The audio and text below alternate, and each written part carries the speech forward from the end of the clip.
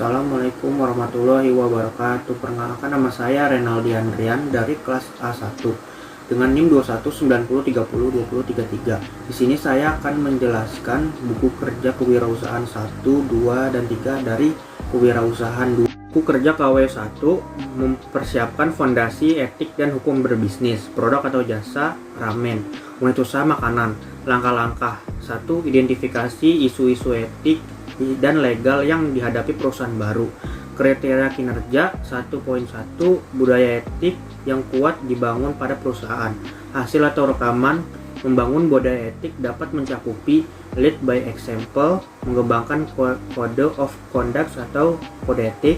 Budaya etik yang kuat dapat mencakupi, di sini saya memilih akses modal yang lebih baik, reputasi merek yang lebih baik, meningkatkan komitmen karyawan, meningkatkan loyalitas pelanggan. 1.2. Notaris untuk perusahaan dipilih sesuai bidang bisnis. Notaris untuk perusahaan, di sini saya memilih objektif. 1.3. Perjanjian para founders disiapkan sebagai kesepakatan pendiri. Perjanjian para founders dapat mencakupi, di sini saya memilih pertimbangan membayar saham atau kepemilikan saham masing-masing pendiri. Identifikasi setiap kekayaan intelektual yang masuk ke bisnis. 1.4. Perselisihan hukum dihindari. Perselisihan hukum dapat dihindari dengan, di sini saya memilih memenuhi semua kewajiban kontrak. Perjanjian non-disclose mengikat karyawan atau pihak lain seperti pemasok untuk tidak mengungkap rahasia dagang perusahaan. Langkah yang kedua, memilih bentuk organisasi. Kriteria kinerja 2.1. Bentuk organisasi bisnis, identifikasi hasil atau rekaman. Bentuk organisasi dapat mencakupi, di sini saya memilih corporation. 2.2. Isu-isu dipertimbangkan dalam memilih bentuk hukum kepemilikan bisnis.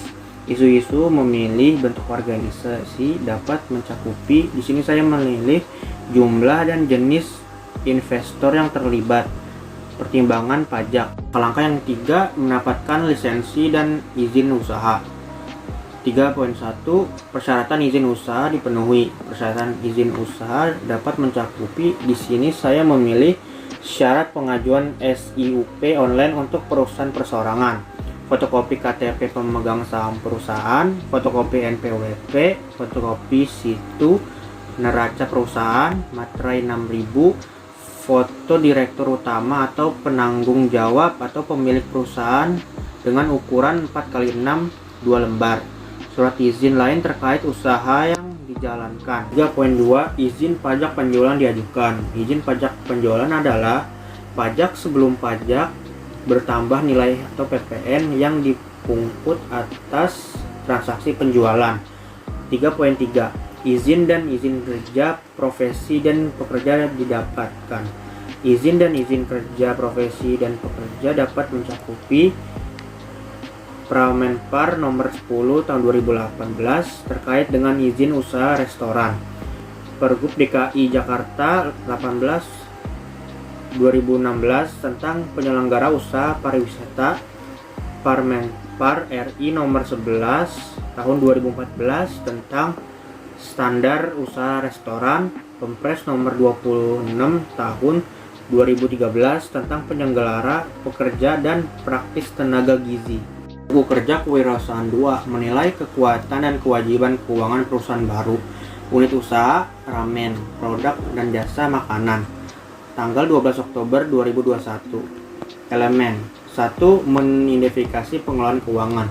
Kriteria unjuk kerja. 1.1. Tujuan keuangan perusahaan diidentifikasi. Likuiditas statusnya baik, efisiensi statusnya baik, stabilitas statusnya baik. 1.2. Proses pengelolaan keuangan diidentifikasi. Preparasi laporan. Laporan pendapatan statusnya baik, neraca statusnya baik, laporan cash flow statusnya baik.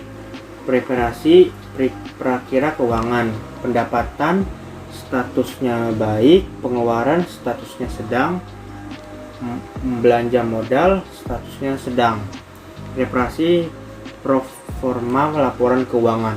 laporan performa pendapatan statusnya baik, laporan performa neraca statusnya baik, laporan performa cash flow statusnya sedang, analisa perjalanan dari hasil-hasil keuangan, rasio analisis statusnya sedang, pengukur hasil dibandingkan rencana statusnya baik, pengukur hasil-hasil dengan norma industri statusnya baik.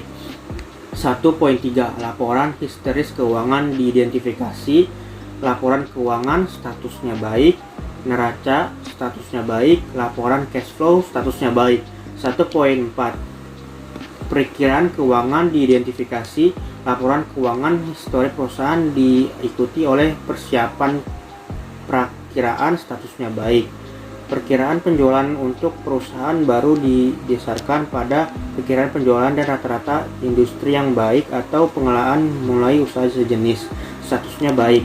Perkiraan penjualan untuk perusahaan yang ada didasarkan pada 1. Catatan penjualan terdahulu, 2. Kapasitas produksi dan permintaan produk saat ini, dan 3. Faktor apapun yang akan mempengaruhi kapasitas produk dan permintaan produk masa depan statusnya baik. Elemen 2. Identifikasi proforma laporan keuangan. 2.1 Laporan performa diidentifikasi, proforma laba rugi statusnya sedang, proforma pendapatan statusnya baik, proforma neraca statusnya sedang. 2.2 Rasio analisis diidentifikasi, likuiditasnya statusnya baik, efisiensi operasi statusnya baik, profesionalitas statusnya baik.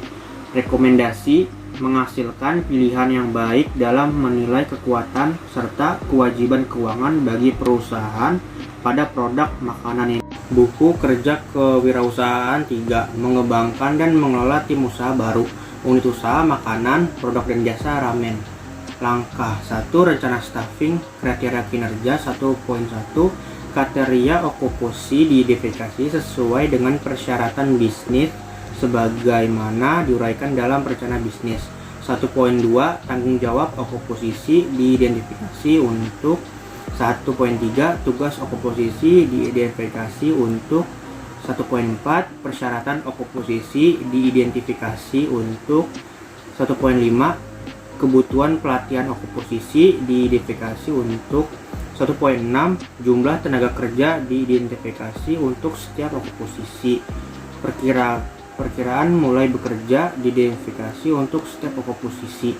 1.8 FTE atau Full Time Equivalent diidentifikasi untuk setiap okuposisi. 1.9 Perkiraan durasi kontrak diidentifikasi untuk setiap okuposisi.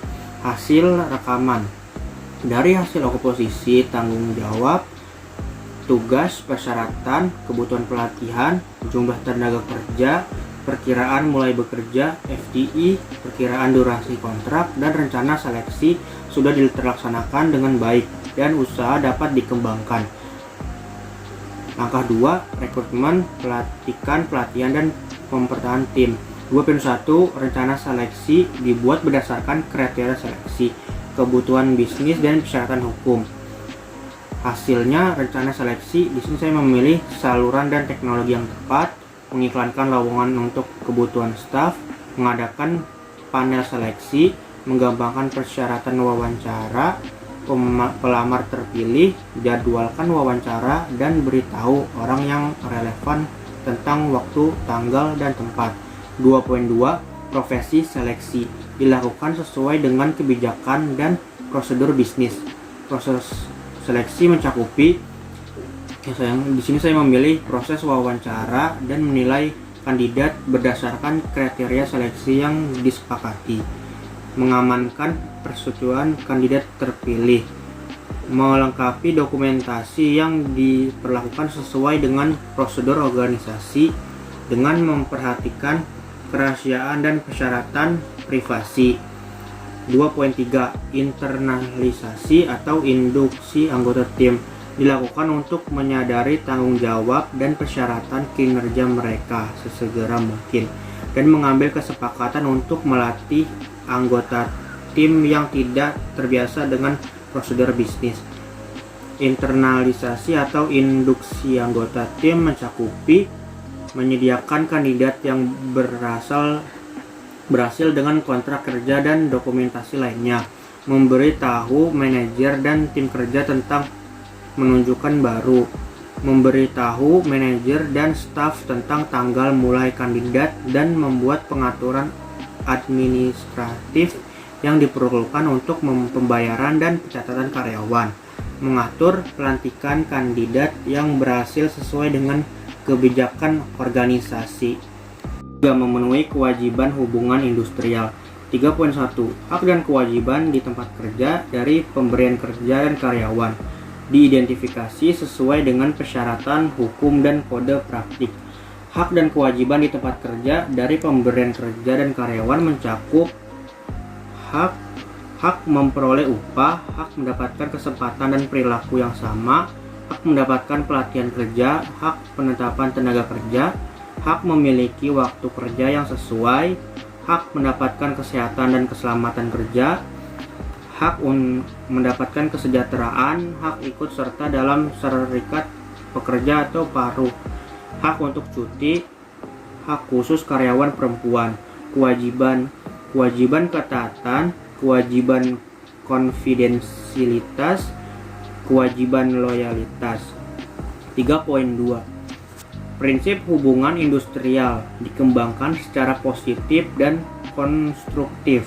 Prinsip hubungan industrial mencakupi kepentingan bersama penguasa, pekerja atau buruh, masyarakat dan pemerintah, kemitraan yang saling menguntungkan pekerja atau buruh, dan penguasa sebagai mitra yang saling tergantung dan membutuhkan. Hubungan fungsional dan pengembangan tugas kekeluargaan, menciptakan ketenaga berusaha dan keterampilan bekerja, meningkatkan produktivitas, meningkatkan kesejahteraan bersama. 4. Pengelolaan staf. 4.1 Alasan pengembangan staf diidentifikasi. Alasan pengembangan staf. Yang pertama, efisiensi, konsekuensi, keluhan, mengatasi kelemahan, kepercayaan diri. 4.2 Strategi dan program pengembangan staf dikembangkan. Strategi pengembangan staf memberikan kesempatan pada karyawan untuk menyalurkan ide dan gagasan pribadi mereka, memberikan penghargaan atau reward kepada karyawan, mengadakan program pelatihan bagi karyawan. Program pengembangan staf, di sini saya memilih pelatihan pengembangan profesi. 4.3 Program pelatihan dilakukan. Program pelatihan di sini saya memilih orientasi pekerja, in service education, melanjutkan pendidikan. 4.4 Evaluasi dilakukan terhadap strategi dan program pengembangan staf. Evaluasi, identifikasi dan libatkan pemangku kepentingan utama dan jelaskan kegiatan dan tujuan mengembangkan staf. Tentukan tujuan dan pernyataan evaluasi Anda sambil mengidentifikasi indikator yang akan Anda ukur. Analisis dan tafsirkan hasil untuk dibagikan dan gunakan temuan Anda secara efektif. 5. Meninjau kinerja tim. 5.1 Hasil kinerja diidentifikasi kesesuaiannya dengan kinerja bisnis. Hasil kinerja mencakup tujuan dan sasaran yang telah ditentukan sebelumnya. Efisiensi penggunaan sumber daya dalam menghasilkan barang dan jasa. Kualitas barang dan jasa. 5.2 Kompetensi diidentifikasi untuk meningkatkan kerja tim. Kompetensi, pengetahuan, keterampilan, sikap. 5.3 Tingkat pergantian staf diidentifikasi. Tingkat pergantian staf di sini tinggi, lebih besar 15%. 5.4 Kekompakan tim diidentifikasi dalam meningkatkan kinerja proyek secara keseluruhan.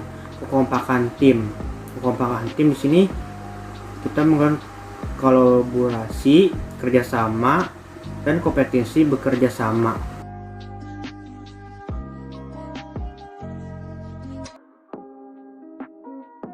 Sekian dan terima kasih, kurang lebihnya mohon maaf. Wassalamualaikum warahmatullahi wabarakatuh.